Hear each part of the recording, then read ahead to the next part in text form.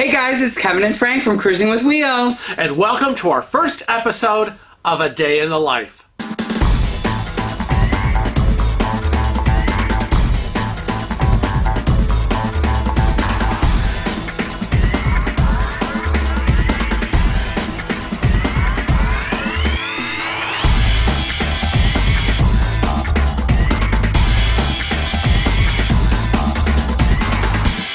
Welcome to our first episode in our new series, A Day in the Life, where we go through all the crazy, wacky stories that have happened to us while we've been home under quarantine instead of on a cruise ship.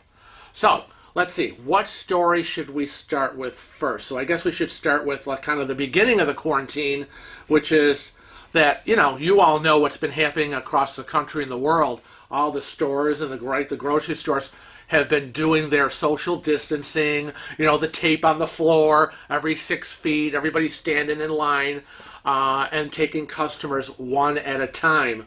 And then, I don't go out, so, Kevin goes out and does the grocery shopping. So what happened, because it was at the beginning when you went to Wegmans to start the shopping and you walked in and you were like, what's all this stuff, right? They had the stanchions, the lines to line up, and the tape on the floor, and it was all this new stuff, and people were like, what's happening? Because then you got people that aren't listening.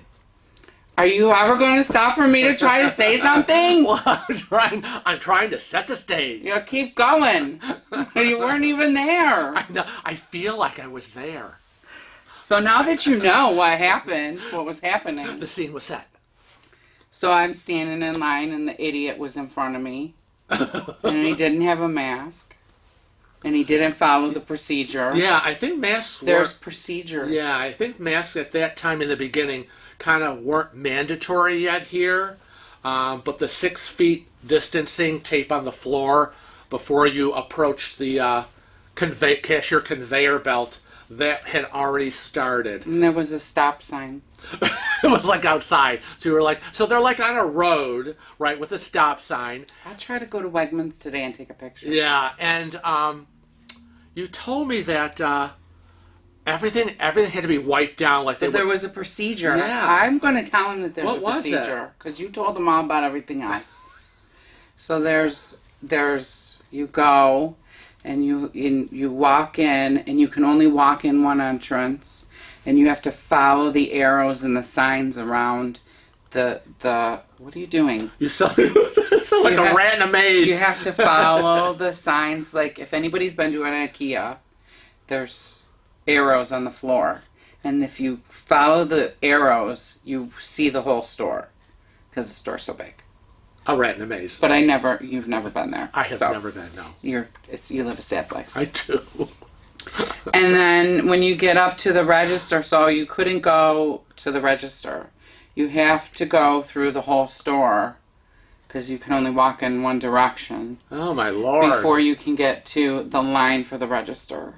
And the line for the register was on the other side of the building. And then you have to wait there until the idiot that works there says you can go to register whatever. You can go to register 13, and then you have to go stand online.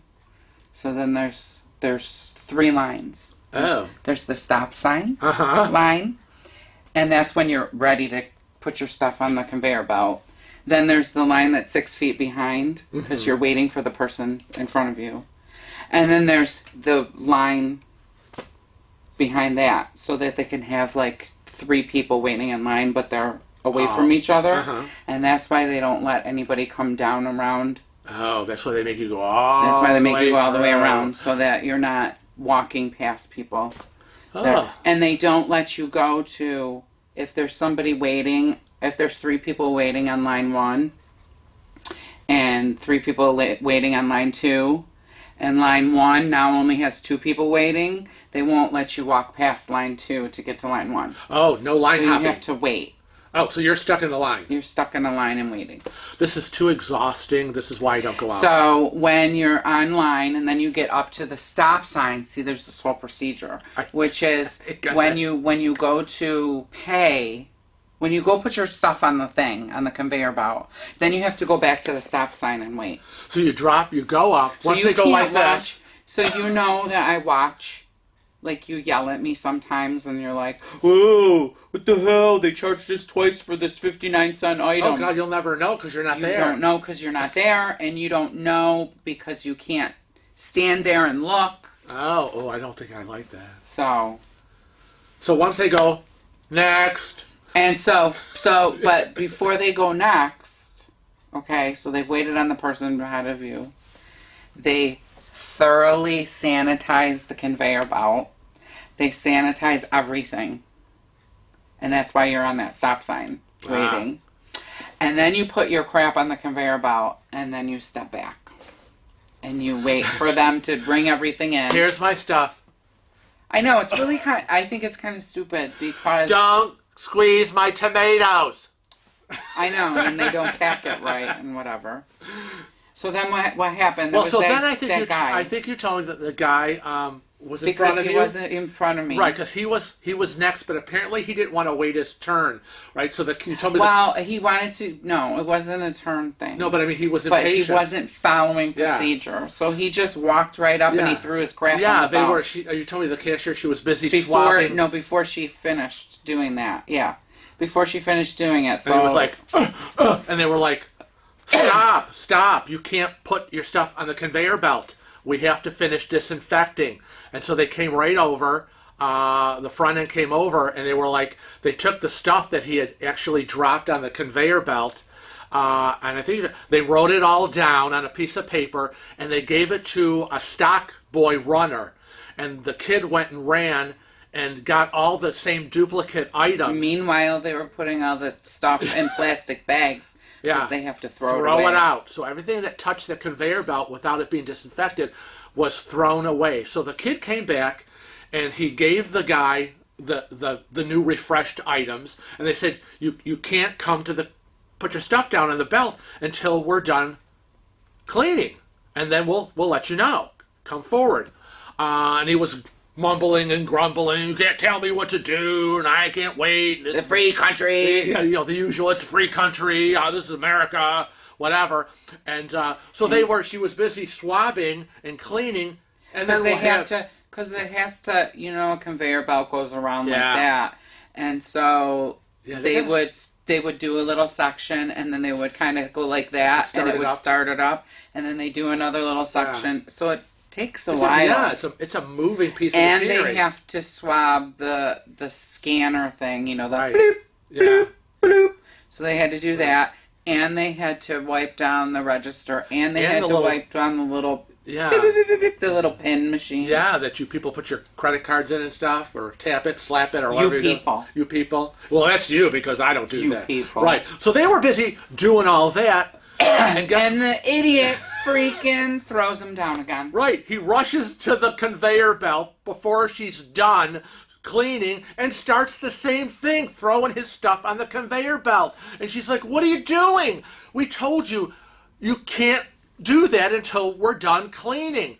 So then the manager comes over and he's like, listen, we're not having this. We already told you. We already told you, you cannot approach and put your stuff down until we are done disinfecting and cleaning. Now, you're either going to go back... Or no. Was that the throw out part? That was the you're getting out. We're done. Oh, we're not playing. We're done. We're not playing around anymore. We're done. We've already replaced your items once. Now we've got to throw out 2 sets of items. You're costing us money. You're wasting these people's time. Because the other thing is when you're cashing out, if there's people up there, you can't go around and get out. So people are now stuck. So since the manager was having to stand there, the people that were on this end couldn't leave. So it's a whole waving thing. So everybody was stuck because this guy would not listen to procedure. And then he was arguing, you can't kick me out, you have to wait on me. And he says, we have the right to refuse service. If you don't get out, I'll call the police. Yeah, it amazes me. And then And then this is what I forgot, but I told you this, but I think we forgot when What? we were refreshing our memories because this happened a while ago. Yeah, it happened at the beginning. The police walked in. Oh, that I remember You that. remember Yes. that? Yeah. They walked in and he's like, "You can't kick me out. Go ahead, call the police." And then they walk. Right. They come walking in and they're like, "Is there?" They heard the ruckus and was like, "Is there a problem here?" And the guy's like, "No, man, there's no problem." And he left instead of arguing with the police because he knows he's wrong. Yeah, I just people just weren't paying attention. They thought that their own little world of me. I saw people with. This goes to another story, which maybe we'll tell some other time. But they have, like I said, all the fronts of the aisles were barricaded. Like people were like moving them to walk in. So now, this was a while ago in the beginning. Now they're all taped or screwed in place, Right. so you can't move them, and they're high enough that you can't jump over. Yeah, it amazes me how people, when we as retail managers and companies create something, how these creative little people figure out a way to just subvert the system and do what they want, because things do not apply to them. Well, I have to tell you, America, every state, I think it's every state, has the right to refuse service. You don't have the right. There is no right. Right. There is no written in the Constitution, I have the right to shop. Right. I mean, I was in retail for 40 years, and people would come to my stores, and I would be like, "You need to leave. You can't tell me what to do. You don't own this building. I have a right to be here." And I'm like, number one, this is private property. And That's number one. I've done that with hair clients. Right. I had a miserable hair client once, and I told her not to come back. Remember, she kept booking appointments under phantom names. Yes, fake names. And she'd show up, and I'd be like, "I am not doing your hair." Right. And it's like these people are like, "No, you have to. You have to do my hair." I'm going to call the police. You imagine that? I'm going to sue you. Right. It's like, get out. It's funny that it's a free country and free America for them, but apparently it's not a free country and free America for you. Right. When you say, "I am not going to do your hair. I am refusing service. You're just a customer I don't want to deal with. Go somewhere else." And it's a free country for her, that in her mind you have to, but apparently not for you to say, "I'm not doing it." It really, it just really amazes me. Baffles the mind. It baffles the mind. And to tie it into cruising, Right. to tie it into cruising because we've said before, people have said, we've heard people going, "It's my right, you can't do that" on the cruise ship. And on a cruise ship, you're not in a country, you're in foreign waters. Right. So guess who the law is on the cruise ship? The captain and the crew. Right. That's right. So You're not, "I'm an American and you can't tell me what to do." Well, you're not on an American registered vessel. God love the Brits though, because they're so well behaved. They just listen. They queue up properly, and they pay attention. Right. But you're not in America. You're not in the UK. You're not in Mexico. You're not in Australia. You're on a foreign registered vessel in international waters, and it's the captain's law. That is what it is. It's your contract said when you paid your fee to go on the cruise. The rights you have are the rights that the captain says you have. It's basically what it is. So, same thing here on land when it comes to private property. You can't just walk in and start doing what you want, saying what you want. Yeah, I know. It's like, no, get out. So, that guy was like, "Get out, we ain't playing."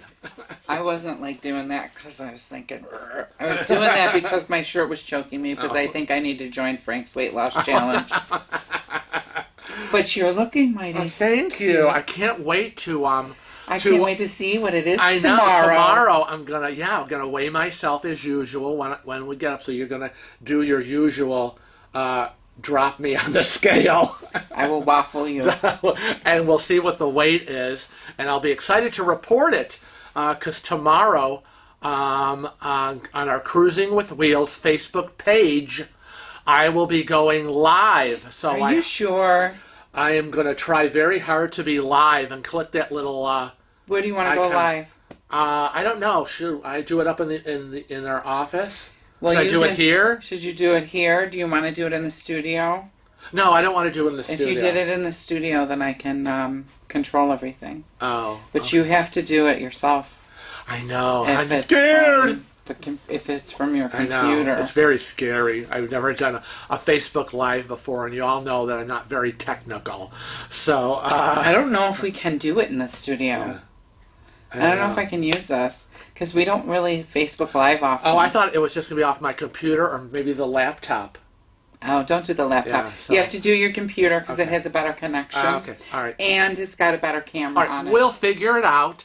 And I hope to see all of you when I go live tomorrow at 11 a.m. Eastern Standard Time and report my second week weight loss. You have to tell them what day it is. Well, that's right. Tomorrow is the... Because I don't want people to be watching this at a later date and go, I'm going to go on tomorrow. Yeah, it'll be Sunday, May 17th. Right. 11 a.m. Eastern Standard Time. And I hope that everybody who said they were in with me on this weight loss challenge shows up on Facebook, and we can chitty chat live, and you can tell me how your weight loss has been going, and we can talk about all the things that I do to keep focused, and what my weight loss plan is, and what I've learned throughout the years. Because maybe I'll show up too. Oh, but special guest. I'll be on my I'll show up and chat. Oh, okay. I'll be on my personal account. Oh my God, that means I'll have to look for trolls. You can't. There's no control. I know. On Facebook. That's the bad part. You can't boot them. They just let anyone in. So we're also on Instagram, Snapchat, Twitter, and like you said, Facebook. Yeah. Here on YouTube. We have a Teespring store. Check that out. You know what I'm going to try to do? What? I'm going to try to be magical and link it above. Okay, all right, that's good. The Teespring store. Woohoo! We're going to be coming up with some new T-shirts soon. Yes, always. And you want to stock up now, right? Because it'll make you feel good.